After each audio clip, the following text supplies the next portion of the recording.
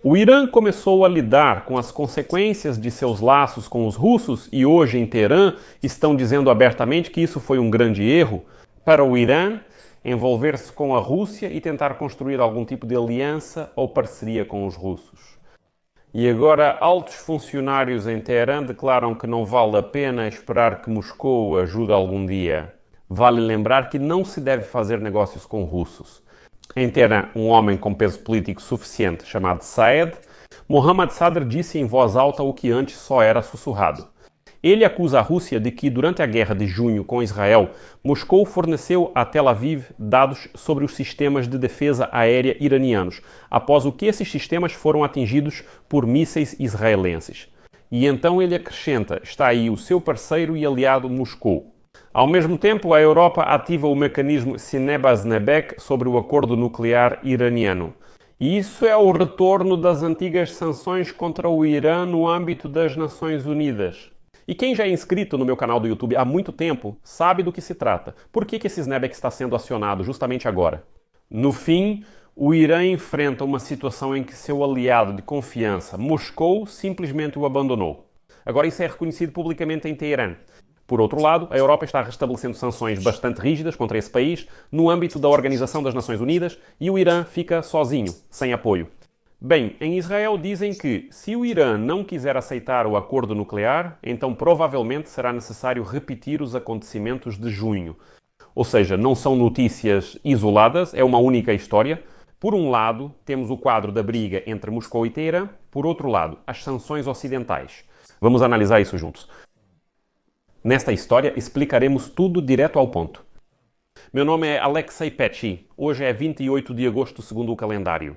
E antes de começarmos, peço que você se inscreva neste canal, deixe seu like, escreva qualquer comentário e não se esqueça de se inscrever no meu canal do Telegram Petchy News. O link está na descrição do vídeo. Então, vamos começar falando sobre quem é Saed Mohammad Sadr, que hoje declarou que a aliança estratégica com Moscou é absolutamente inútil. Essa é uma citação dele. Bem, primeiro, Sadr não é, algum canal anónimo do Telegram, nem alguma fonte no governo em Teherã. Ele é membro do Conselho de Discernimento, um órgão que no Irã filtra todas as decisões do governo. Ele deu uma entrevista e disse uma frase simples e muito dolorosa. Citação: a Rússia declarou que não aprova os ataques de Israel, mas na prática ajudou.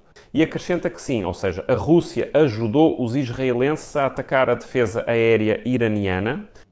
E depois a formulação é ainda mais dura, ou seja, Sadr diz que a aliança estratégica com Moscou é inútil.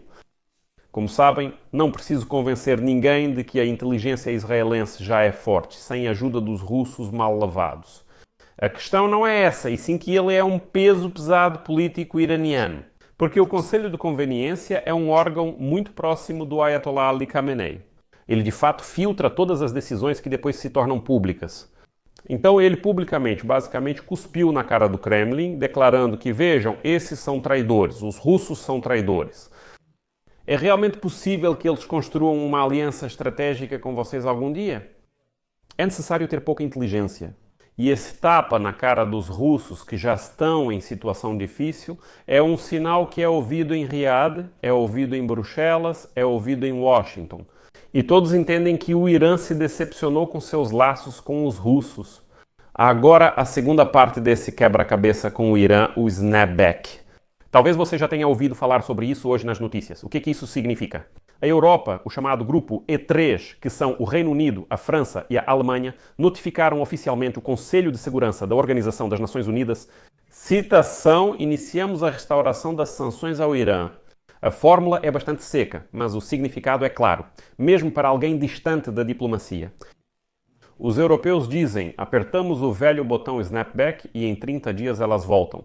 Restrições sobre armas, programa de mísseis ativos, vistos e assim por diante. Ou seja, não é só um desejo, como propor um novo pacote de sanções. Não, é o retorno à vigência daquelas resoluções que atingem a economia e a indústria militar do Irã. O Irã imediatamente tomou uma posição dizendo que isso é prejudicial para a diplomacia. Por que os europeus estão fazendo isso? Sempre prontos para negociar. A Europa responde de forma equilibrada e afirma que o Irã descumpriu as condições por muito tempo. A Agência Internacional de Energia Atômica não vê o quadro completo sobre o programa nuclear, porque os iranianos não deixam entrar lá. O Irã claramente está ganhando tempo, não quer conduzir negociações adequadas. Isso aciona o mecanismo de retorno de todas as sanções. Vou lembrar muito brevemente porque isso está acontecendo justamente agora. A questão é que esse mecanismo, o snapback e o direito da França, da Alemanha e Reino Unido de restabelecer todas essas sanções no âmbito das Nações Unidas, literalmente termina em outubro. Após isso, para restabelecer sanções contra o Irã, seria preciso convocar o Conselho de Segurança da Organização das Nações Unidas. Lá, muito provavelmente, a Rússia e a China teriam bloqueado qualquer decisão com seu direito de veto, e nenhuma sanção contra o Irã teria sido restabelecida. Mas quando houve o acordo nuclear, foram exatamente esses 3 países europeus que tiveram garantido o direito de, a qualquer momento, realmente acionar esse mecanismo de snapback e restabelecer as sanções. Esse mecanismo termina em outubro. Agora foi acionado e em 30 dias as sanções voltam. Basicamente é isso. Continuação, vamos lá. Como isso está relacionado com a Ucrânia? Você vai perguntar diretamente, porque o Irã não é só drones, são também componentes, logística, pagamentos através das chamadas terceiras partes. E o retorno das sanções sob o guarda-chuva da Organização das Nações Unidas é um nível completamente diferente de pressão do que um conjunto de pacotes de sanções nacionais isolados. Quando volta a vigorar a norma do Conselho de Segurança da Organização das Nações Unidas, companhias de seguros, bancos e portos ao redor do mundo começam a agir de forma diferente. O estrangulamento dos esquemas cinzentos vira norma, não mais uma iniciativa isolada. A Rússia e a China não podem reclamar dizendo que são sanções ilegais, porque foram eles mesmos, e a China especialmente. Sempre diz que as sanções deveriam vir do Conselho de Segurança da Organização das Nações Unidas. Então está aí, não são sanções só da Europa ou dos Estados Unidos da América. E para os russos, isso significa que renovar a frota, de drones, mísseis e assim por diante, não será mais possível. Para a Ucrânia, isso é um ganho para a segurança das cidades e do sistema de energia nos próximos meses. Voltando ao Sadru, o funcionário que fez essa declaração. Por que ele disse isso agora? Porque o Irã, os ataques de junho de Israel foram muito precisos. Agora o público iraniano exige uma resposta. Como assim? Onde estavam nossos sistemas de defesa aérea? Por que os israelenses e americanos acertaram com tanta precisão? Por que não tínhamos nenhuma proteção? E Sadr escolheu uma maneira simples de explicar. A precisão foi devido à ajuda externa do inimigo e à posição fria de Moscou.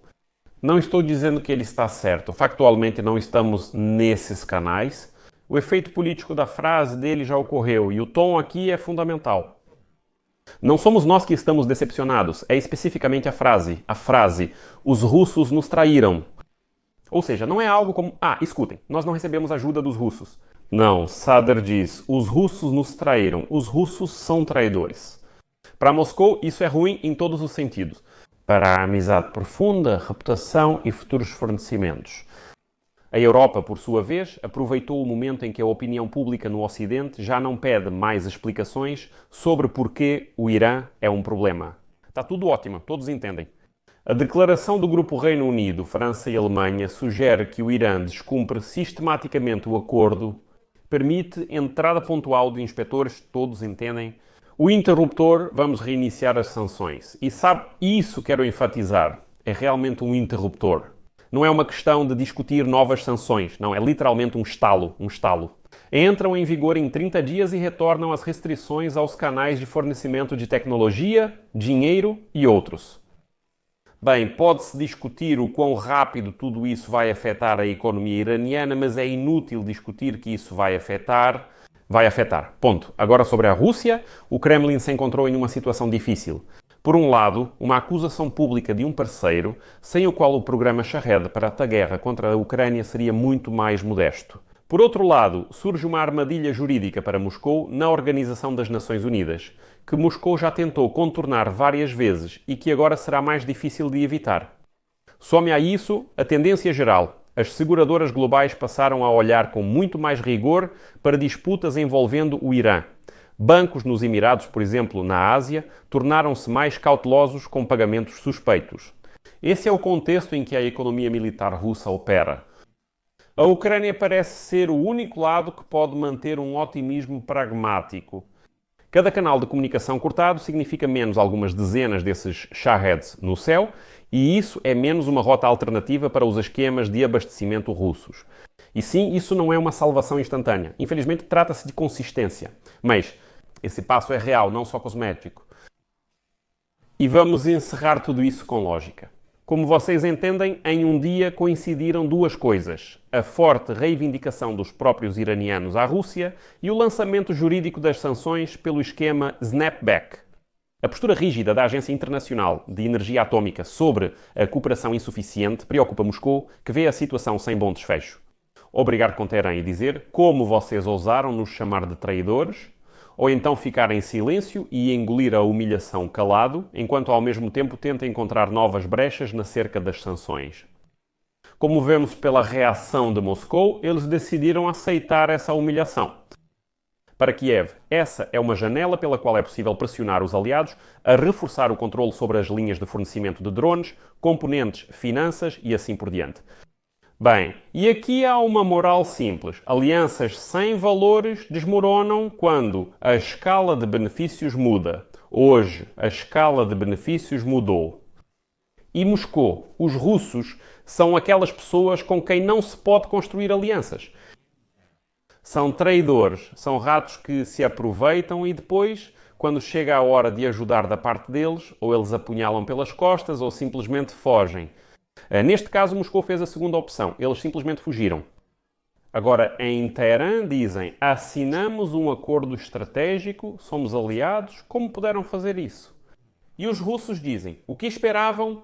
Somos nós, os russos sujos dos pântanos, somos bárbaros, somos selvagens, então o que vocês esperavam?